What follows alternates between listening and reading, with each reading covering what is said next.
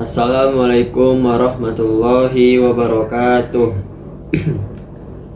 Alhamdulillahi rabbil alamin. Assalatu wassalam asrafil anbiya'i wal mursalin wa ala alihi wa sahbihi ajma'in. Amma ba'd.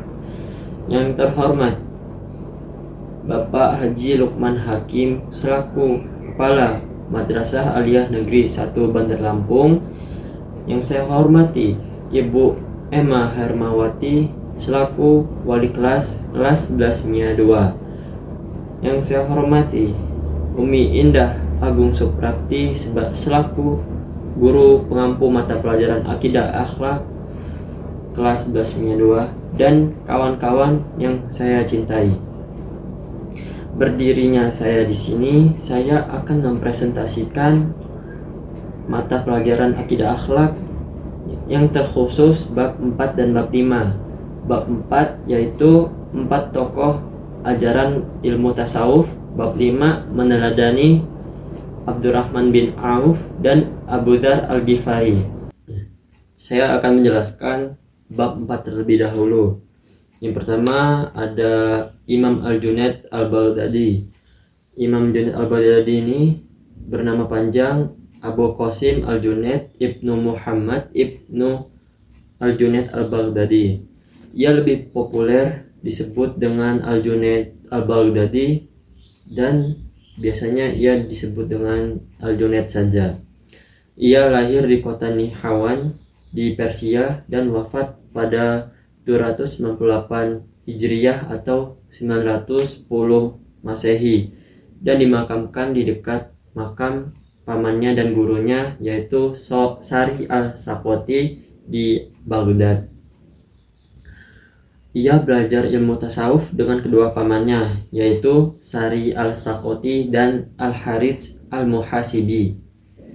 Sejak kecil ia terkenal akan kecerdasannya sehingga ia dengan mudah mempelajari ilmu tasawuf. Karena hal itulah gurunya menguji dia tentang makna syukur. Selain sebagai sufi, ia juga bekerja sebagai pedagang. Ia meneruskan pekerjaan ayahnya sebagai pedagang barang pecah belah yang berjualan di pasar tradisional. Kehidupannya sangatlah sederhana. Sebagian hartanya ia sumbangkan kepada orang-orang sufi yang miskin dan untuk menjamu kawan-kawannya. Semasa hidupnya ia menyibukkan diri dengan memperbanyak ibadah, memperbanyak puasa, dan senantiasa membaca Al-Quran. Konsep pemikiran ilmu tasawuf yang dikembangkan oleh Imam Junaid Al-Baghdadi ini belum tersusun secara sistematis. Pemikiran ilmu tasawuf Al-Junaid Baghdadi ini berpusat kepada khauf dan roja. Khauf atau takut, membuat kabit atau rasa kecut, sempit, dan susah. Selanjutnya roja itu harap, membuat basit dan atau lapang atau luas. Al-Junaid berkata, jika Allah Subhanahu wa taala membuat qabid dan khauf, maka hancurlah eksistensi kemanusiaannya. Dan apabila Allah membuat basit dan roja, maka Allah mengembalikan eksistensi kemanusiaannya. Tentang pemikiran ma'rifat terbagi menjadi dua, yaitu ma'rifat ta'aruf dan ma'rifat ta'rif. Ma'rifat ta'aruf adalah Allah Subhanahu wa taala memberitahu orang banyak akan hal dirinya dan memberitahu orang-orang akan hal-hal yang menyerupainya. Selanjutnya ini ma'rifat ta'rif, yaitu Allah memberitahu akan kekuasaannya dalam cakrawala dan dalam diri manusia. Selanjutnya ada konsep dasar-dasar ajaran tasawuf Al-Junaid. Salah satunya yaitu seorang sufi harus meninggalkan kelakuan dan sifat-sifat yang buruk dan menjalankan budi pekerti yang baik, dan harus berpegang teguh kepada tauhid, yaitu mengesahkan Allah Subhanahu wa taala dengan sempurna-purnanya, dan lain-lain. Yang kedua ada Rabi'ah Al-Adawiyah. Rabi'ah Al-Adawiyah ini bernama lengkap Rabi'ah binti Ismail Al-Adawiyah Al-Basriyah Al-Qaisiyah.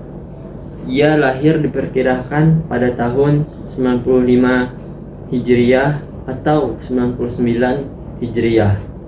Ia dilahirkan di dekat kota Basrah, yaitu di Irak, dan diwafatkan di kota itulah pada tahun 185 Hijriyah. Ia dilahirkan dari keluarga yang sangat miskin, dan ia merupakan anak keempat dari 4 bersaudara. Maka dari itulah namanya Rabi'ah, yang artinya anak keempat. Setelah Rabi'ah ini lahir, Ismail dimimpikan dengan bertemu Nabi Muhammad SAW. Dalam mimpinya itu, Nabi Muhammad SAW berkata bahwa agar jangan bersedih karena Rabi'ah akan menjadi seorang wanita yang mulia, sehingga banyak orang yang mengharapkan syafaatnya. Selanjutnya ada inti ajaran tasawuf. Rabi'ah Al-Adawiyah memiliki corak tasawuf yang berbeda daripada sufi pendahulunya. Corak tasawuf Rabi'ah Al-Adawiyah ini terfokus pada konsepnya tentang mahabbatullah, yaitu cinta Allah, yang mengungkapkan perasaannya cinta ilahi dengan 2 corak cinta, yaitu cinta karena diriku dan cinta karena dirimu. Tasawuf yang diamalkan Rabi'ah ini termasuk tasawuf irfani. Konsep tasawuf mahabbah yang dianjurkan oleh Rabi'ah merupakan perwujudan rasa tulus dan ikhlas dengan cinta tanpa adanya permintaan ganti dari Allah.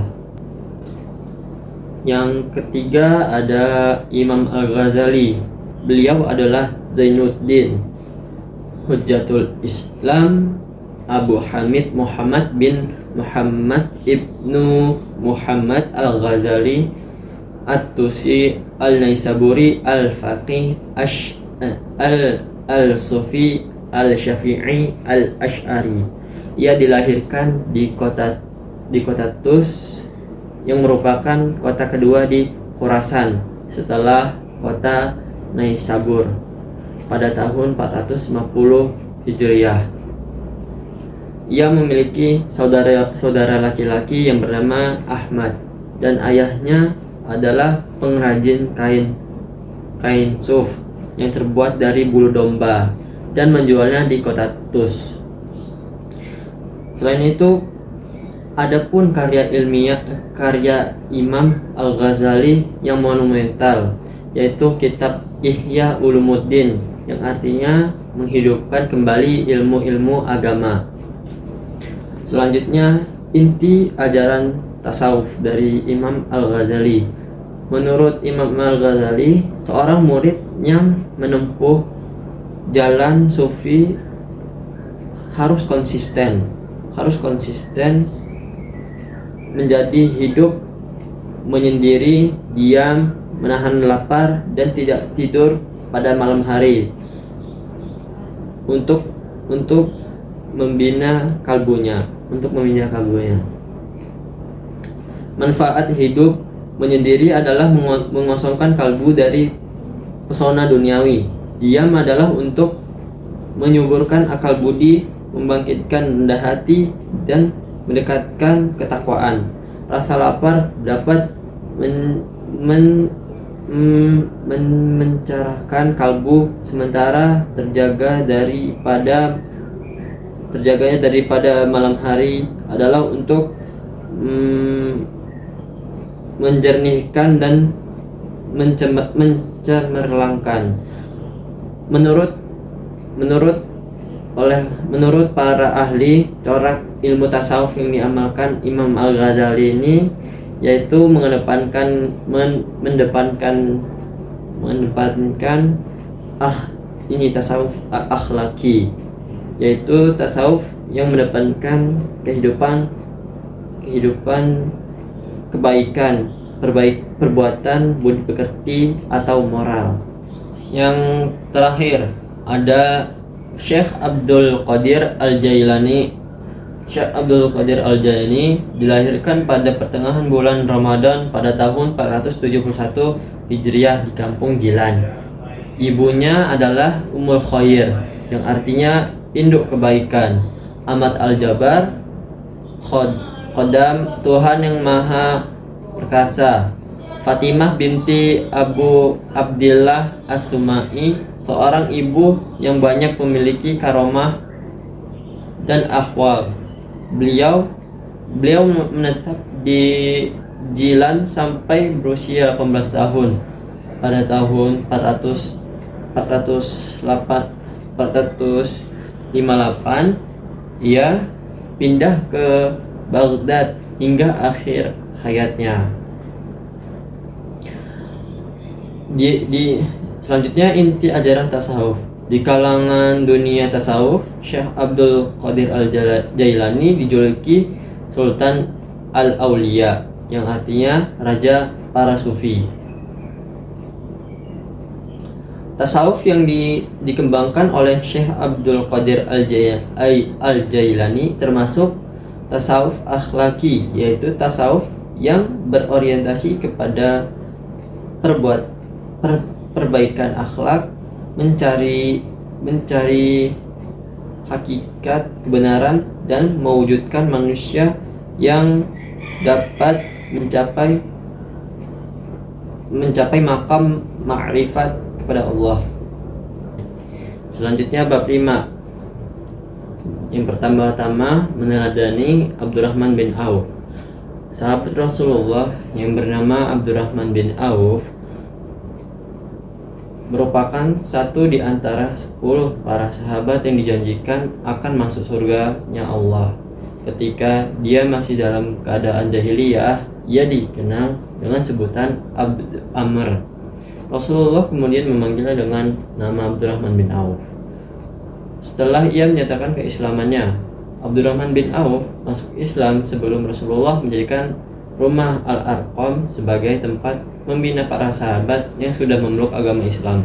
Ia menerima petunjuk dari Allah dan mengucapkan kalimat syahadat beberapa saat setelah Abu Bakar As-Siddiq memeluk agama Islam.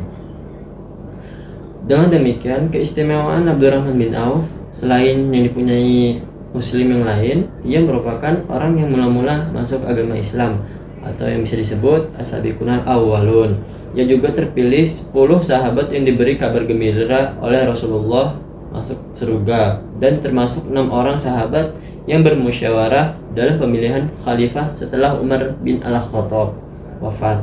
Di samping itu, ia adalah seorang ahli ilmu yang berwawasan luas hingga dipercaya Rasulullah untuk berfatwa di Madinah selama beliau masih hidup ketika ada permasalahan agama yang ditanyakan. Selanjutnya, Abdurrahman bin Auf merupakan seorang muslim yang memiliki jiwa wirausaha yang sangat tinggi, baik semasa Rasulullah maupun sesudah wafatnya. Kondisi perekonomian terus meningkat dengan pesat. Ia jeli dalam memanfaatkan peluang sehingga banyak memperoleh keuntungan. Namun seluruh usahanya ditujukan untuk mencapai ridha Allah semata-mata sebagai bekal di akhirat kelak. Bukan untuk memenuhi kesenangan di duniawi, dan tidak pula ia menumpuk hartanya, kekayaan terlalu banyak. Abdurrahman bin Auf pernah menjual tanah seharga 40.000 dinar. Kemudian hasil penjualan itu dibagikan kepada keluarga Bani Zuhrah istri Rasulullah, dan kaum fakir miskin. Selain itu juga ia pernah menginfakkan 500 kuda untuk perlengkapan pasukan Islam yang pergi berperang pada saat detik kematiannya. Ia sempat memberikan 50.000 dinar untuk fisabilillah dan 400 dinar untuk setiap orang yang ikut perang Badar dan yang masih hidup. Selanjutnya yaitu Abu Dzar Al-Ghifari. Para ahli sejarah belum menemukan sumber yang menerangkan waktu kelahiran dari Abu Dzar.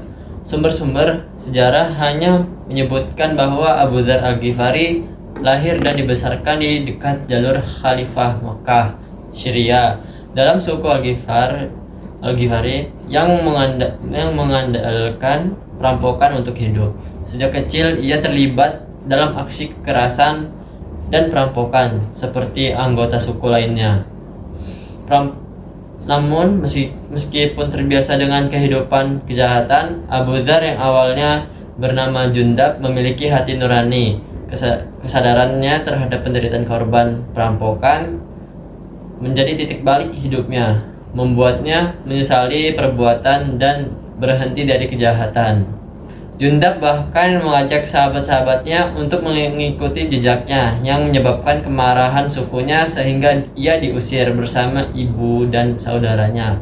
Anis Al-Ghifar, Jundab hijrah ke Najd Atas, Arab Saudi, dalam pencarian kebenaran dan kebaikan. Namun di Najd Atas, ide-ide revolusinya menentang adat buruk setempat, menyebabkan tantangan dan penolakan dari masyarakat lokal. Selanjutnya, saat Nabi Muhammad SAW mulai menyebarkan Islam, Abu Dzar yang sudah lama mencari kebenaran tertarik dan bersimpati kepada ajaran Nabi. Ia pergi ke Mekah dan mengamati ajaran Nabi selama kurang lebih dari sebulan. Saat itu, Mekah dipenuhi berhala dan konflik antara orang-orang yang beriman dan penyembah berhala. Di Ka'bah, Abu Dzar bertemu dengan Rasulullah SAW dan memeluk Islam. Setelah masuk Islam, Abu Dzar menjadi pejuang yang gigih untuk membela agama Islam dan Nabi. Sebelum memeluk agama Islam, Abu Dzar sudah menentang pemujaan berhala yang dianggapnya tidak masuk akal. Sejak itu, ia membaktikan dirinya sepenuhnya kepada Islam. Setelah masuk Islam, Abu Dzar ditugaskan oleh Rasulullah untuk menyebarkan agama Islam di kalangan sukunya. Meskipun menghadapi banyak tantangan, ia berhasil mengislamkan hampir seluruh sukunya, termasuk ibu dan saudara-saudaranya. Abu Dzar menjadi salah satu pendakwah Islam pertama yang disegani. Rasulullah menghargai karena keberaniannya dan kesederhanaannya. Saat Rasulullah SAW meninggal, Abu Dzar tetap setia pada prinsip Islam dan menentang kapitalisme dan hedonisme, terutama pada masa Khalifah Utsman bin Affan. Ketika banyak orang Quraisy hidup makmur, Abu Dzar menentang keras penumpukan kekayaan, mengutip pada ayat kanzun dari Al-Quran dan menganggapnya bertentangan dengan nilai-nilai Islam. Abu Dzar percaya bahwa menyalurkan kelebihan harta kepada orang yang miskin atau tidak memerlukan kebutuhan adalah kewajiban seorang muslim sejati. Ia tidak bisa menerima jika ada muslim yang hidup berlebih sementara yang lain kekurangan. Abu Dzar menguatkan pendapatnya dengan mengutip sabda Rasulullah yang menyatakan bahwa kelebihan harta sebaiknya dibagikan kepada hamba Allah. Abu Dzar Al-Ghifari dikenal karena kepeduliannya terhadap kaum fakir miskin. Sebelum masuk Islam, ia sering merampok orang kaya dan membagikannya kepada orang yang membutuhkan. Setelah masuk Islam, ia menyadari bahwa pentingnya niat baik dilakukan dengan cara yang baik pula. Di Syria, Abu Dzar tetap memegang prinsip kesederhanaan dan kepedulian terhadap kaum miskin. Ia mengkritik gubernur Muawiyah yang hidup mewah dan menumpuk harta. Menyulut perlawanan massa, kritik keras Abu Dzar terhadap pengembangan istana oleh Muawiyah menunjukkan keteguhannya. Upaya Muawiyah untuk menghentikan pengaruh Abu Dzar termasuk mengatur diskusi dan mengatasi hubungan rakyat dengannya. Namun cara itu tidak berhasil. Muawiyah kemudian mengadu kepada Khalifah Utsman bin Affan, menyebut Abu Dzar mengajarkan kebencian terhadap Muawiyah. Keberanian dan keteguhan Abu Dzar menjadi inspirasi bagi tokoh-tokoh besar selanjutnya. Sahabat Ali bin Abi Thalib memuji Abu Dzar sebagai satu-satunya orang yang tidak takut terhadap tuduhan para penjahat agama. Mungkin sekian presentasi dari saya, kurang lebihnya mohon maaf. Akhirul kalam, wassalamualaikum warahmatullahi wabarakatuh.